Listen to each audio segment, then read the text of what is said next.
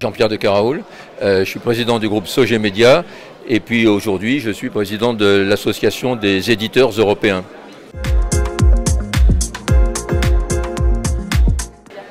Ce qu'on appelle les méga plateformes, Google, Meta, X, Microsoft, etc., elles ont une puissance financière et donc aussi politique de négociation qui est considérable.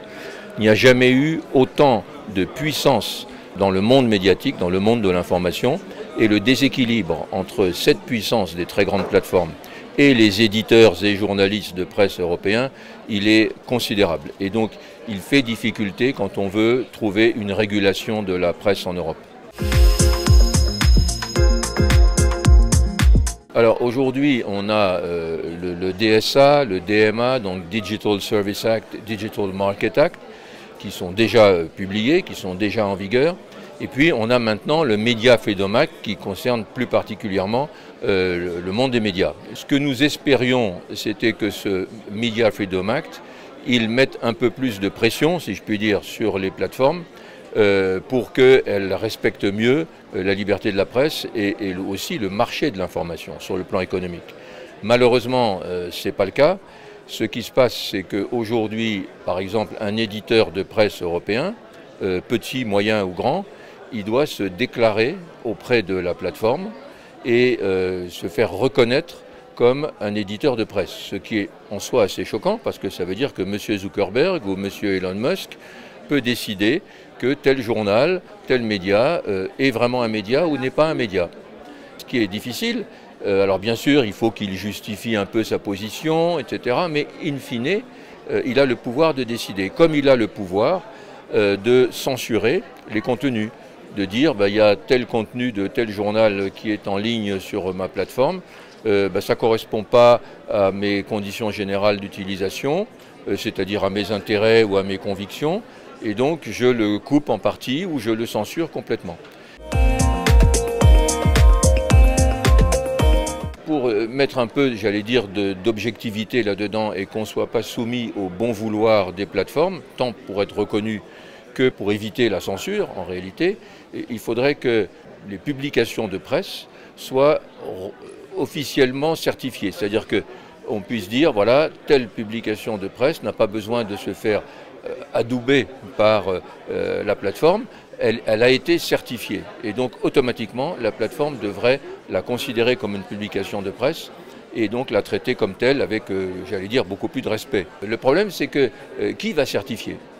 Et ça, c'est difficile de trouver une formule de certification. D'abord parce que c'est un travail, ça coûte cher, et donc beaucoup de petits éditeurs auraient du mal à payer cette certification.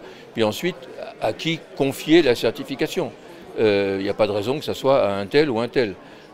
Par exemple, aujourd'hui, il y en a une qui existe, qui est la Journalist Trust Initiative, créée par Reporters sans frontières, mais il pourrait y en avoir d'autres. Et donc, c'est difficile pour l'Union européenne d'imposer à des éditeurs une formule de certification, même si, effectivement, ça serait une solution pratique pour que les plateformes soient tenues de nous considérer comme des publications de presse. Je ne crois pas que ça permettra grand-chose. La puissance des plateformes est telle qu'elles ont obtenu un Media Freedom Act assez light pour elles. Donc la relation entre nous, éditeurs de presse et journalistes, et les plateformes, elle ne va pas beaucoup être modifiée par le Media Freedom Act. Et surtout, la vraie difficulté, c'est leur poids sur le marché de la publicité, qui est considérable, au détriment de la presse, de la vraie presse professionnelle. Donc ils déséquilibrent terriblement le marché.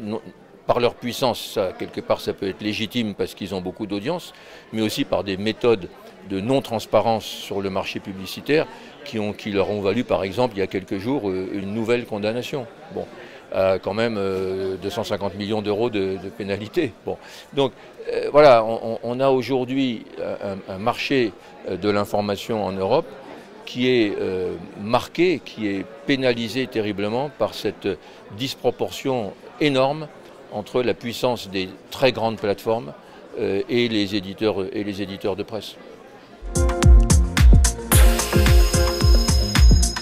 les étapes, ça dépend des pays. Donc là, le Media Freedom Act, il va entrer en vigueur. Il fixe un certain nombre de principes et de règles qui sont très bien sur la transparence, la lutte contre la désinformation, sur la liberté de la presse, bon, et sur le fait que il ne doit pas y avoir d'intervention politique ou de puissance financière sur les rédactions. Il y a toute une série de choses qui sont positives, mais qui existent déjà dans la plupart des législations dans les pays européens. Donc il ne va pas y avoir de bouleversement, en tout cas en France, lié au Media Freedom Act. Ce qu'on peut espérer, c'est que, et c'est pas le même sujet, mais c'est que les états généraux de l'information qui sont en cours aujourd'hui vont peut-être permettre d'améliorer un peu la situation économique.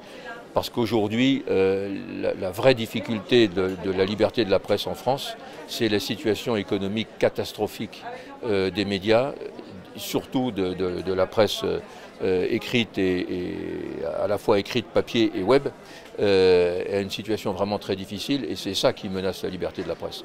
Parce qu'il n'y a pas de liberté de la presse s'il n'y a pas d'éditeurs de presse qui créent des supports qui permettent aux journalistes d'exercer leur métier.